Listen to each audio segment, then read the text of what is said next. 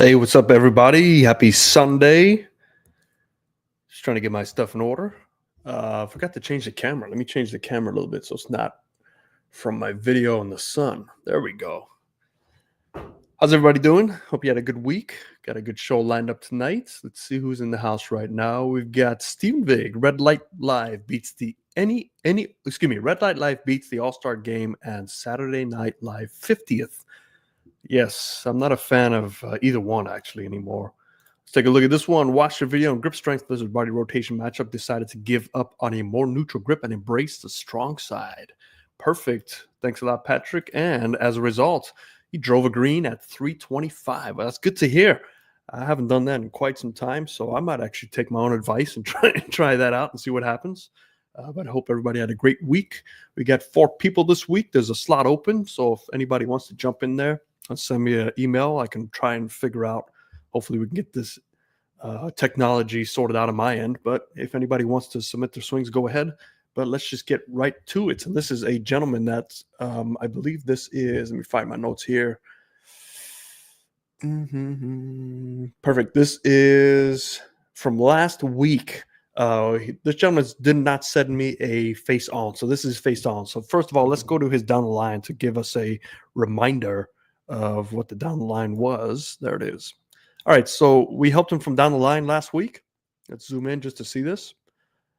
And I really would have liked to see a face on, so he's able to send it to me. And we gave him the information last week, so this is just kind of to help him out from the face on.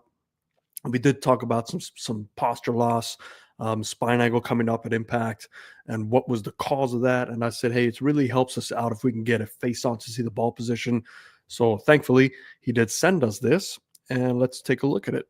So we're going to see, this video is kind of longer, but let's take a look. All right, it's going to start right here. So slide forward press. Good move.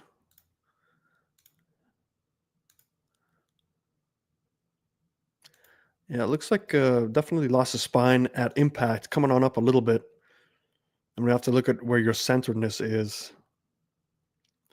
All right, so hopefully you're on. If you're not on and you catch us later, let me know if you have any questions, but we'll start with this here. So we always have this forward press, and we see this quite often. And, you know, I'm not a huge fan of too much forward press. Obviously, there is some forward press with an iron because you are trying to strike down and you need that forward press. But just remember, there's natural forward press that happens if you do get your body in a good position. So let's put the right angle brace line. And let's take a look at the shoulder tilt just to see any relation there. So we draw the shoulder tilt and then the center of the chest.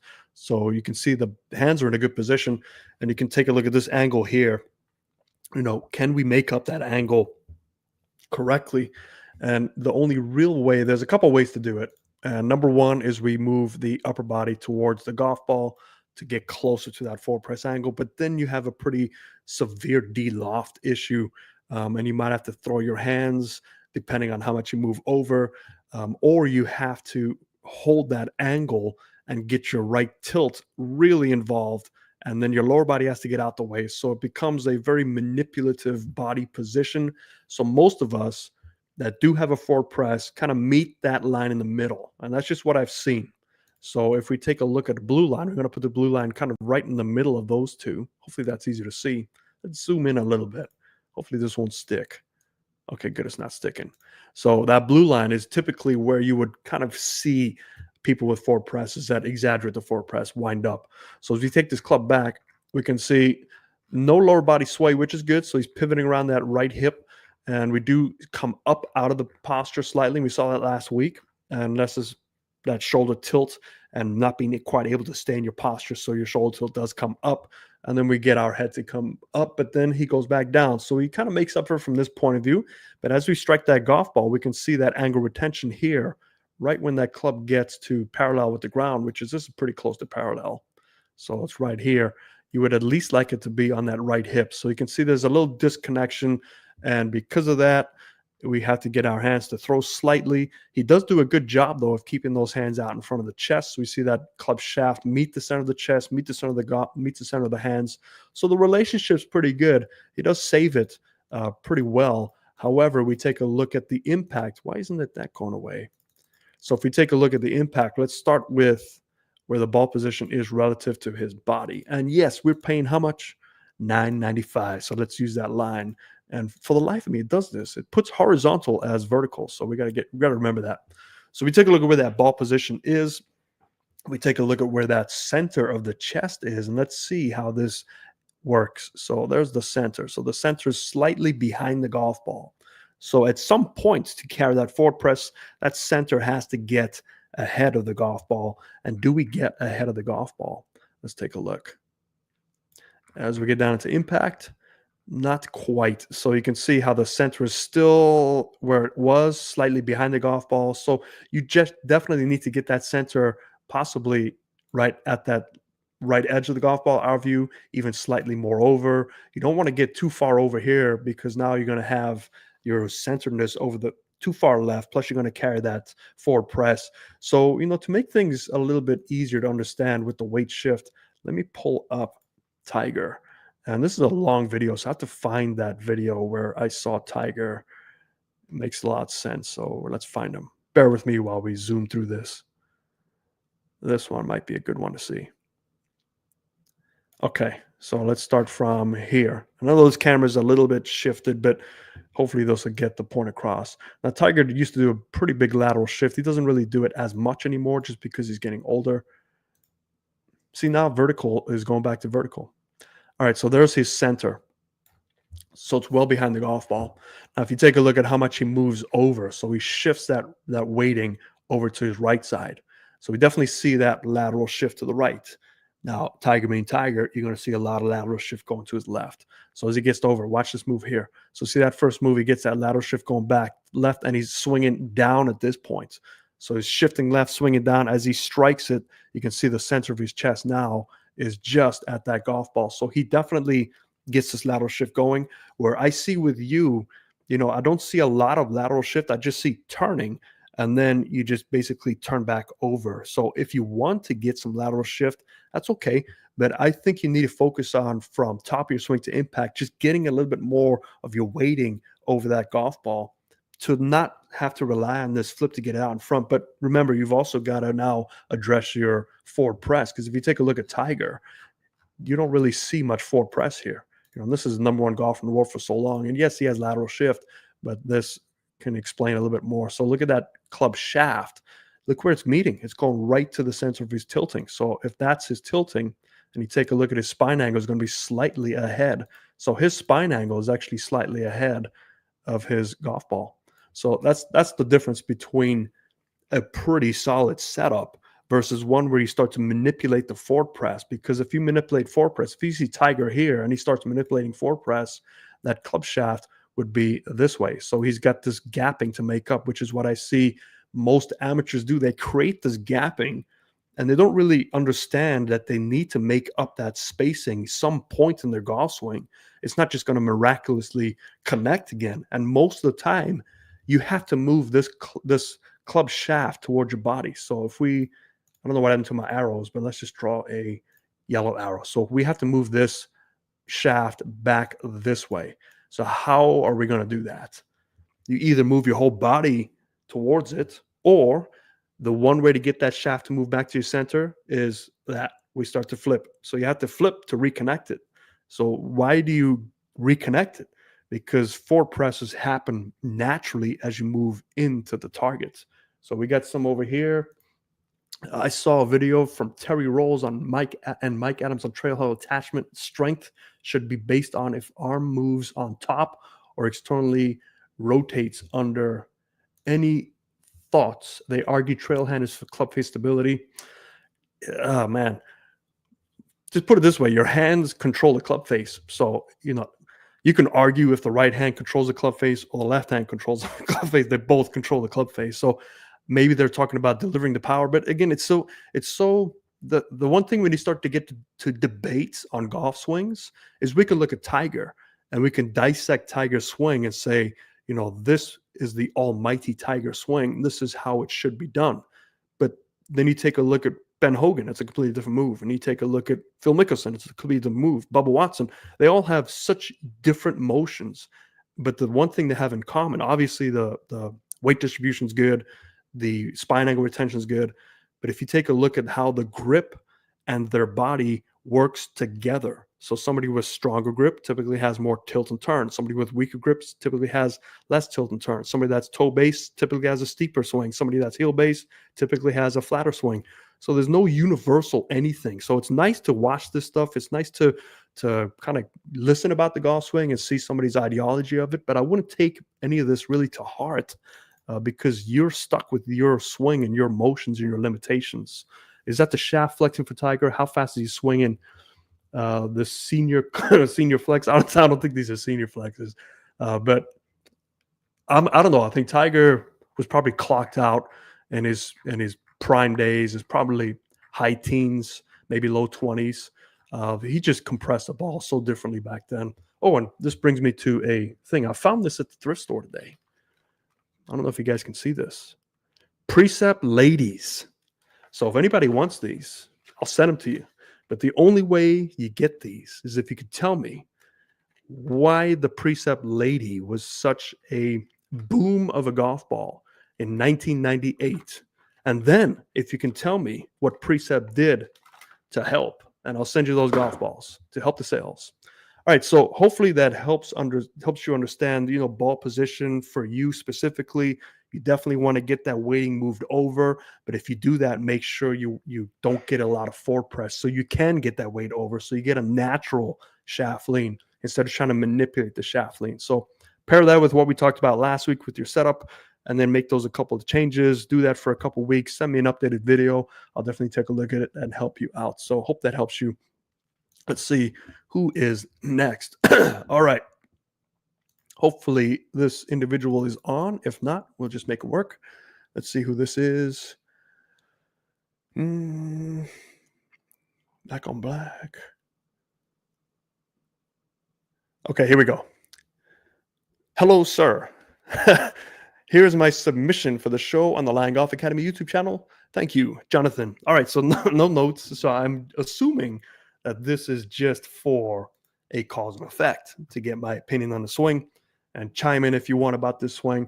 But we're just going to take a look at this motion overall and start to break it down and see if this is a good motion to repeat. Wow, that's a pretty good. Wow. So very wide, very narrow on the way down. So a lot of width, creates these angles on the way down, retains them, a lot of motion, a lot of rotation. Let's take a look at face on. I don't know, this is kind of blurry, but hey, we just got to make do with what we got. Yeah, so look at that wide angle gets increased there, and then he fires through. So this is a very handsy motion down at impact. Probably requires a lot of golf balls to get that timing down, but it depends. See, the club face is fairly, kind of closed at the top. So you don't need much manipulation with a closed club face. You need your body rotation to increase. So we definitely see a lot of increase at impact right there. So look at that. Wow. Man. That's like Gumby right there. That's a pretty good motion. Let's take a look at the down the line one more time and draw some lines and see some compensations here. And this could be one of those swings where it's just, it works. I don't know, these lines are a little bit bigger just because when we zoom in, it also keeps the ratio of the lines the same. So we have to just bear with that as well. So setup, let's see what type of setup this one tends to be. Arches up. So pretty close to neutral. So we're not going to see as much steep or flat unless it becomes personal preference. So let's box them in and see really what goes on in this swing, because this one looks pretty exciting to watch. So we see first part of the takeaway.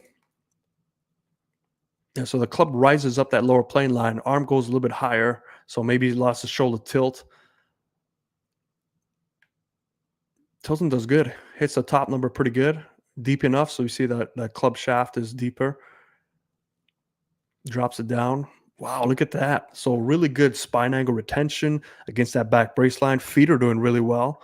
Look at the way the weight's driving from the toes to the outside of the left heel. So that's good. Provides the spacing. So yeah, he needs a lot of spacing down at impact just because that closed club face. He's got to get his whole body involved. We do see a slight stalling of the shoulder tilt, shoulder rotation. Yeah. Okay. So if he were to keep turning at this point, he would definitely curve that ball left, start pulling them just because that path would be slightly left. So we see the increase of tilt, so the tilting here, we see it going definitely right shoulder down. That tilting will help the path stay more out to keep that control. So rotation, the path, the hands will already have disappeared at this point. So we see a lot of good compensations going on here. Great connection here. We see the hands are still in front of the chest. The shaft does flutter a little bit, meaning that there's a lot of hand manipulation. But let's just take a look at the ultimate test here. So let's go down to impact right there. And let's redraw. Let's go orange. And let's draw his swing plane, his actual swing plane. And let's take a look at the club head. Does that club head stay on that swing plane? So it gets slightly low. You see it's back over here. Just remember, the best in the world, they keep that thing on their swing plane, their impact line, a majority of the times. A lot of them keep it a little bit higher. So let's see if this is able to compensate. He gets back on the swing plane line here, gets the top line. Now this is the big moment of truth here. So the hands, because they're very steep and we get that turn initially, the hands will move right and we can see the target. There's the triangle. I know we got lines for Africa here, but look at that triangle. So it does a really good job of going down that line. So the club head connects on his swing path, his swing line, his actual impact line, and it stays right on that swing path line. So that's a really good motion. So this is a good, solid swing. You see that exit path. You see that there's a club shaft that's matching his swing plane. Man, this is a really good compensation here. So, this is one where I wouldn't even do anything. You're hitting all your positions. Yeah, it's a little bit unorthodox, and we do see that forward press coming out here. So let's see what type of compensations he makes. So there's that forward press, and we'll just draw that line there. So that's his spine angle. So there's that gapping, and what we'll do is we'll draw a blue line just to show the center of his chest straight down. So ball position is pretty good. So we have here. Is that the shaft flex for Tiger? How fast is? Oh, I already said that. Never mind. Let's go down to impact and see. Does he make up that forward press? Yeah, he's right on that number, but he gets that tilting. So remember, so this is how he carries his angle. So anybody that can start with that forward press, this is that secondary one where you see the tilting. Now that tilting is going to push those hands out in front to carry that same forward press down to impact. So this is a good compensation. I don't know I don't know if you want some advice for a swing. I wouldn't change the swing at all. I mean, obviously this is going to come at what your goals are. I mean, if you're looking to play tour golf, maybe you might have to tighten it up a little bit. If you're looking just to be competitive as an amateur level, I think this is a great swing. If you are just looking for cause and effect, hopefully I explained some cause and effect to you. Be interesting to know more about your history. Like, did you take lessons? What did you think? Excuse me, how long have you been playing golf? Did you start as a junior? But the overall swing looks pretty solid. I haven't really touched this yet. Let me see. Patrick, that trail leg use of the adductor is going to go internally rotated femur to then push off the back legs. Looks interesting. You talking about the way he goes from here to here, that motion there? What that's doing is if you take a look at that's your knee tilt and your hip tilt. So if you look at your knee tilt right at impact, right there. So knee tilt, hip tilt, shoulder tilt, it provides that spine angle to be here. So the right shoulder is pushing the hands further down because he's holding that angle longer. He needs that extra right side to dip down to get those arms to reach that golf ball because of that extreme forward press at the start of the swing and to carry that angle over correctly. So he's carrying this angle over correctly, but you can see he's a long, lanky guy. So he has the body to do that. So hopefully that helps you wherever you are. If you're watching or not watching, go to watch the replay later. Let me know if you have any questions. But great swing. I want to touch it. Looks like it's going to provide some long life for you. This one is an interesting one. This was sent by me. This was not his swing. This isn't me, but was curious if you review the swing on a Sunday show or something. At the Phoenix Open Pro-Am, baseball player Corbin Burns put on a driving clinic, both accuracy and power. He was regularly putting up ball speeds in the 190s, playing a small draw. So this one would be a pretty cool one to watch.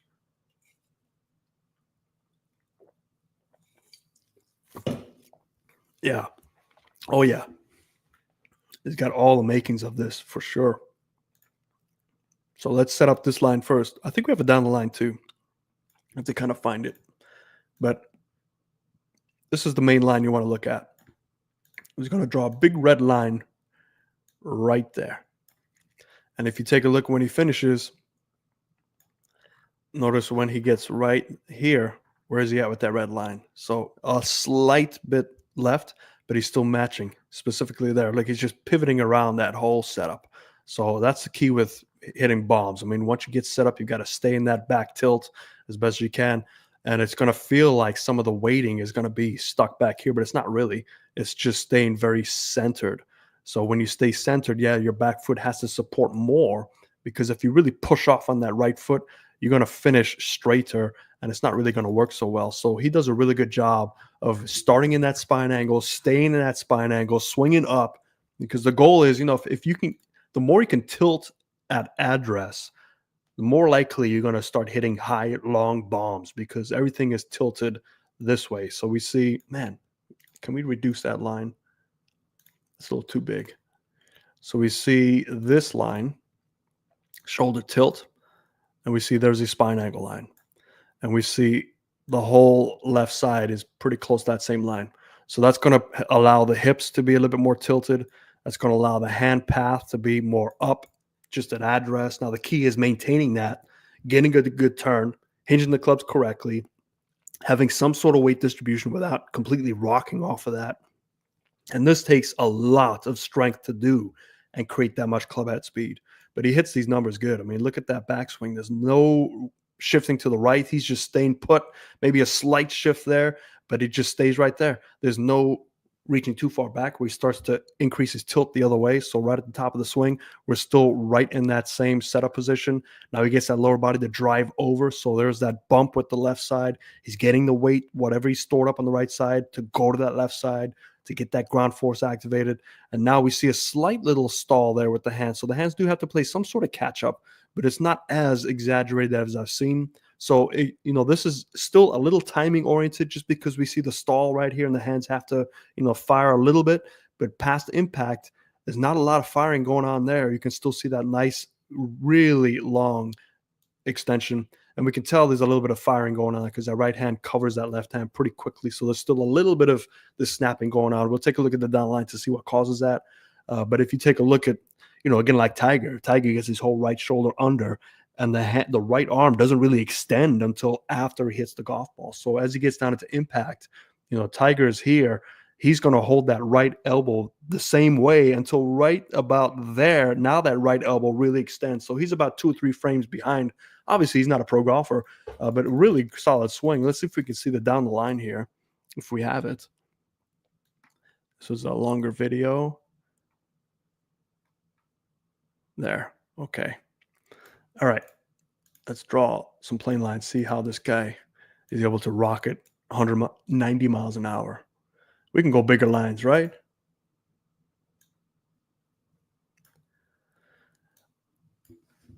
Eric. What's up, Eric? How you been? Peace and greetings to the chat. Looked like I missed the beginning of another A+ session. You can get in the replay, Eric. And you might know this. No one's gotten back to me yet.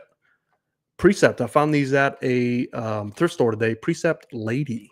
So if you can, whoever can let me know why Precept Lady was so popular in 1998, 1999.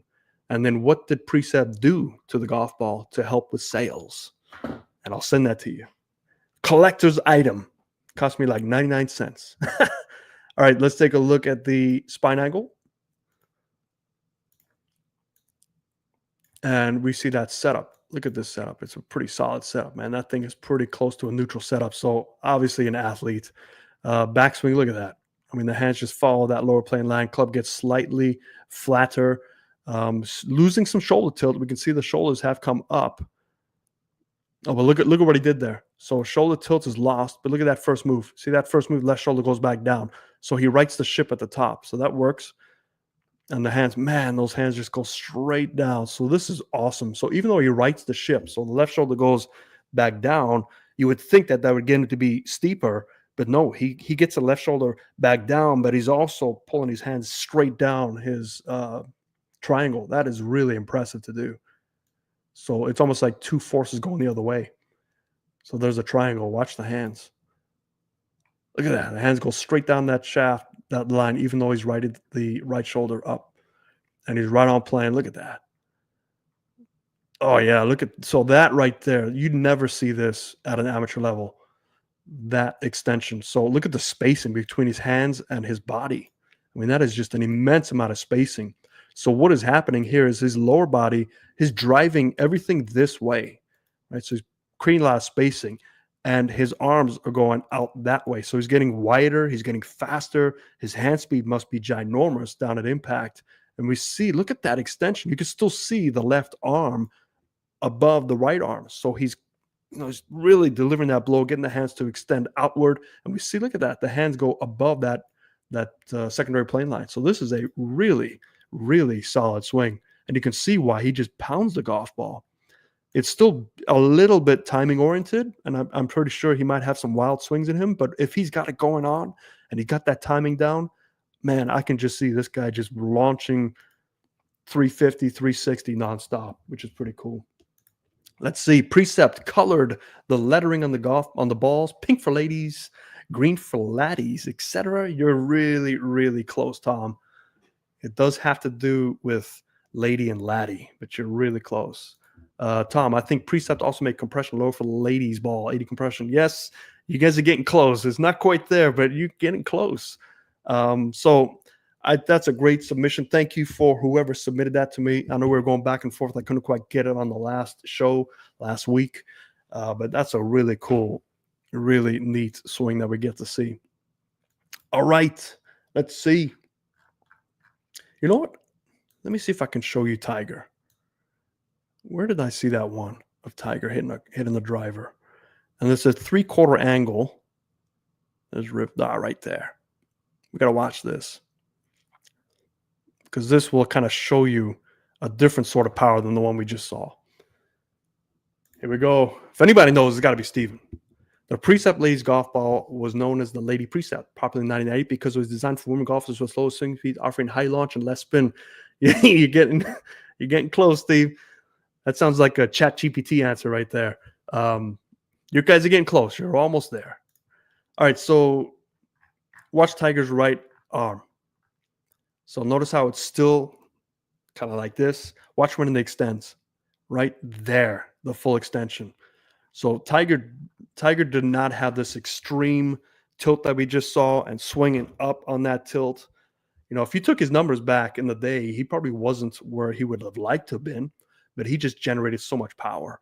And so when I'm looking at powerful swings like this, I'm trying to imagine where the weight is going and where that power is going. So I'm going to try and explain this as best as I can, so you can kind of envision it on your swing, and maybe it'll help you understand what to look for in terms of where the weight distribution should be going, how it should feel. And, weight plates, anybody uses weight plates, they can kind of be misleading sometimes, because if you get, 60% of your weight on your left side and 40 on the right side, it doesn't really tell you what part of the body that weight is being pushed into, like your knees, your hips, your shoulders. So it's great to see the forces that your feet can produce, but they can be a little misleading sometimes. They're great, but what I try and do visually, I lost him. Where'd he go? There he is. It's a long video, so anything that I move slightly, it's going to skip. So I try and look at the golf swing from hips down and hips up, specifically in the transition point. So right about here. So I look at this and I go, okay, let me look at what the hips are doing, and let me look at what the upper body's doing. So we can see the upper body's going down and left, right? So the forces, he's squeezing the forces. So he's squeezing down and left. And then the lower body is basically just going along with that. You can see it's not really dipping down either. It's just storing a lot of power down over here and maybe the knees. So things are working down, left with the upper body. So he's almost like tilting into it this way. So he's compressing all his little rubber ball of power. He's compressing it just like a balloon. When you compress it, it's going to pop unless you release it somewhere. So I look at, okay, so from this point on, the opposite should occur, because he has to release that pressure the opposite way. So in order to release that pressure, what's going to happen? Things are going to have to work backwards. So the pressure will work, the rotation will work this way, and specifically the hips will work this way to help relieve that pressure, while the pressure that's going down will now be forced back up. Hopefully I'm explaining myself. So if we take a look from here, if you look at what happens to the hips work back the other way because they're releasing that pressure that he stored up. And then the upper body will stay down while the lower body drives up to help compensate that. So I look at that motion there. And in order to do that, as you turn, you can hold that angle much longer, which is why he doesn't need to fire so soon than where other people, if that ball position is not relative to them and they're turning and their ball position's way out here, they have to start to fire a little bit too soon to catch up to that golf ball. But since he moves so much this way, there's no need to fire. He just turns and almost falls back with his upper body, and now he can release that right arm right there. I mean, that's just a beautiful, look at that power there. I mean, it's just unbelievable how far he hit it when he first came out. I remember watching him win the 3rd amateur world title when he's in college, and he was hitting like tour baladas, like 310. And I used to hit tour baladas like 260, and I thought that was long. This guy was just ridiculous. So you can just see how much toll his body took. Just look at that motion there. Just all that whip, that left side. Look at the knee. Look at everything just absorbing. That's because there's so much pressure stored. It has to escape. So the only escape for him was to release that by going left. So I don't know if I explained myself very well there. Hopefully I did. Hopefully you guys at least picked up something. Okay, last one. Nobody's got the laddie. Come on. You got to give us. Here we go. We got some more stuff. From memory, you could drive the laddie mile. Yes, we're getting there. Low compression, yes. All right, Tom. So here we go. I know those balls have pretty soft cores. I remember using them as a backyard when I was a teen. Yes, I'm not sure what you're looking for. Tony, my grandma used them. Yeah, I need to use them now. So basically, it was designed for ladies, but long drive guys started to use them because they could over compress the golf ball. And when you over compress the golf ball, because there were 80 compression, they actually hit it further. So a lot of the tour guys started to use ladies. And because their egos got in the way, they said, hey, we don't want these to be called ladies. You got to rebrand it. So they rebranded it as laddies. And actually, this is the first golf ball that started a whole new market of low compression that you can over compress. And the low compression used to be for slower swings. Like an 80 compression was about an 80 mile an hour club head speed. But the one thing they found out is if a 90 mile an hour club head speed swinger was hitting 80 compression, he was actually compressing it to its full potential. So he actually hit it further than a 90 compression golf ball. So that's how they started to figure this out. It all started from the long drive hitters. And I just remember being in the pro shop and all the members would come in, and that was the craze. I got to get some ladies, and they would jack up the prices. It used to be like $8 a sleeve. They were selling for like $30. I think eBay was going for like $50 a sleeve. It was ridiculous. But I found one in the thrift store. So if anybody wants this, let me know. I can send it out to you. We can contact each other. I'll get your address. I think someone said his number suggests the first Masters when he was swinging 130. Wow. I would. That's just incredible. I mean, just to think about with the 43-inch driver, I don't disbelieve that. That's pretty impressive. All right, last one up. Okay, hey, Tony, I've attached 2 links to my 4-iron swing. We'd love to get your feedback. A little about me. I played football, basketball, baseball throughout high school, and a bit of college baseball. Pretty high swing speed due to my sports background. However, I still struggle with efficiency across all my clubs. 7-iron is about 180. Swing speed is about 100 with the 7. Misses tend to vary between a pull hook with a chicken wing finish and a high flighty shot when I leave the face open. Okay, so we got an open club face and some pulls. So it's probably a steeper outside in motion. Also live in San Diego. We'll have to give live instruction for you. Well, I have 2 academies in San Diego. I don't go to San Diego much. I got a staff down there, but I teach over at La Quinta. So I don't know if you're ever up in the Coachella Valley area, or I can set you up with one of my coaching staff down there, but we could figure it out. Let's see here. I think Titleist red on red was 80 compression. Red on black was 90 compression. Black on black was 100. Yeah. That was the Titleist DT Tours, what was it? DT Tour. And then they just had the 80-90, the professional 90, professional 1. I don't remember the 80 though. Maybe it was the DT80s, DT90s. Okay, so let's take a look. We know we got a pull issue and a steep issue probably. So let's take a look at this swing here. Uh-oh, computer's starting to get laggy. There we go. Okay, that's a big wind up. Uh-oh, computer's getting laggy. Look at this. Okay, so let's take a look at the down the line.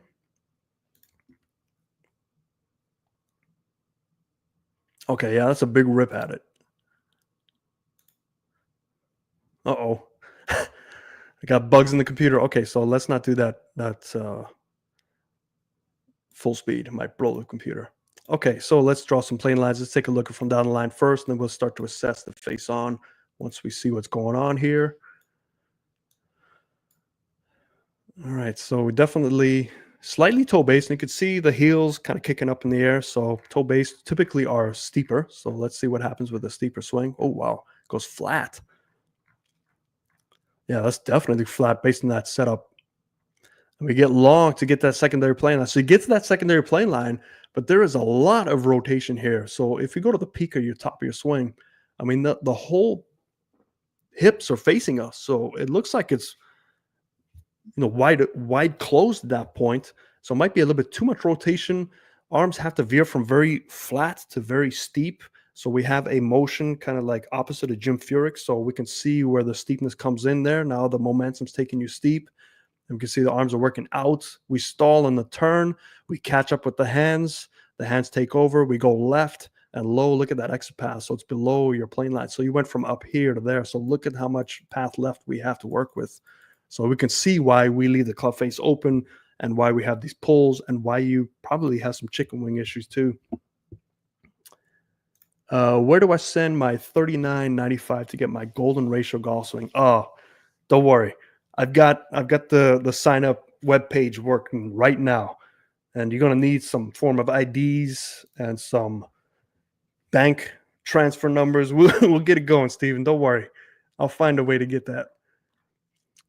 Yeah. So okay. So steepness. I would prefer. I mean, you're set up to be steep. You're set up taller in your toes, and you can see your plane lines want you to be steep. You get steep eventually, but you start very low. So that's a sign that somebody's turning a lot to try and get the power. So when you turn your hips, your whole body's turning. Momentum is going to take your hands low, and at this point, momentum's winning the game, and it takes you low, and then you get to that secondary plane line, and you get steep. So you get to that steepness that you would like to be. I would like this to be your backswing. You can just get there. Look at the amount of turn. That's plenty of turn you need. That's where your arm should be, and then you can just pull it down in the slot naturally, because now you've lost the game. Now the momentum's taking you. It's over now. There's no way for you to continue that and all of a sudden change your path of your hands. It's just physically impossible. So big time, a lot of turn. This is a hard one just because a lot of stored up systems in your memory here. But let's take a look from this side. Do we get some swaying going on? How much turn do we have? Okay, so we do get some right side going on there. Yeah, those hips open up a lot. Although you do a really good job, though, of keeping that club relative to the turn, so they don't quite cross. I would have imagined if I saw this body position that your arms would be down to here and crossing that tee. So that's a pretty good thing that you do. So you keep things relative, but there you should be there at the top of your swing. And remember, that's where we saw you close down and your hands were steep at the top. So I think you just needed to limit that rotation. That rotation's killing you. Because at that point, your hands have to really go at it and catch up to just make attempt to hit in the golf ball. Setup wise, let's take a look at your setup. You do have some you got a little weaker grip, and I did notice your right shoulder was opening up to the target. Maybe the weaker grip, you're doing this with the weaker grip and your shoulders opening up. So I don't know if you want to strengthen the grip, but remember, you strengthen the grip, you got to change the swing to accommodate that strength. But let's just take a look at your forward press and see how you negotiate that, because there's another four. Remember, this is a 4-iron, right? So 4-iron with that amount of forward press, it's going to be challenging. I mean, you saw Tiger. Tiger's right there. His his spine angle is behind his ball. So he would be like this with a 4-iron. So he'd be sitting on that left toe. Now that's not a very good setup for a 4-iron for him. So you can definitely see, that forward press is going to play some havoc with you. So that could explain the hands throwing down at the impact, because you've got to make up the spacing here.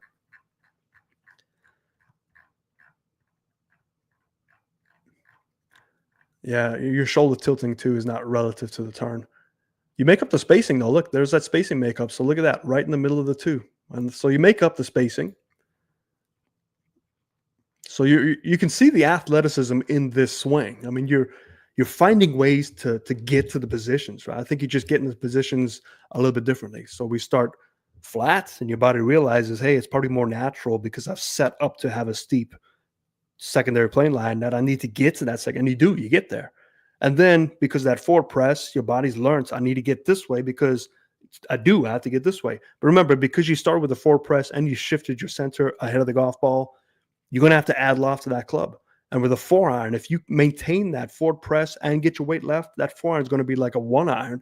You're not going to hit it very high. So adding loft, you get that club face to be open. And that's what gives you those high shots when you activate the hands too much. So there's just a lot of static loft, dynamic loft issues, just because there's a lot of this going on. And it's very hard to develop consistency with that unless your timing is pretty good at that certain time of the day. I would say if this was me and you, we'd just be starting from, a fundamentally sound setup. And I'm not to say yours isn't fundamentally sound. I'm just saying tighten it up. So we wouldn't have that much forward press. We'd split the difference. I'd say, okay, there's your shoulder tilt. Let's just get that ball. If you want a little forward press, that's fine. Let's kind of meet the middle. So then your shaft would be just a little bit. So now you don't have to compensate that much on the way through, which now you don't have to get your hands involved as much. And maybe that's why you had to get a lot of turn, because your hands had to be involved and they had to feel like they're overactive because of that forward press. You never know what causes what. It's like the chicken or the egg. And then from there, we definitely work on that right shoulder again, a little bit more straighter, because I don't see you have issues with turning and tilting. You're definitely an athlete. Start to use that gift a little bit better. I don't mind this right shift. As you can see, your body slides off to the right a little bit. That's fine. That's weight distribution. Will it help you to be more centered? Yeah, but how much are you trying to invest in your swing? Because to make all these changes all of a sudden, when this is a swing that to me seemed like it's been built up over the years and kind of taken care of by you, how much time do you have, to fix all this stuff? That's the thing you have to ask yourself. So it's a swing that works. I can see why you have issues with it. I definitely start with the setup. You can see that right shoulder is really kind of hugging. We don't really see that left arm much. We see the bottom of the left, so that right forearm is higher than the left. Your tilting, let's just take a look at your tilting. I don't think, let's see. Okay, so you do a pretty good job of that tilting initially right there. So your tilting's good. And then you lose it. So now the left shoulder comes up. And now we have to go back down. And it goes, man, it's just a lot. It's a lot of motion. So hopefully that at least gives you an idea of where to start with, but don't take this and run with it.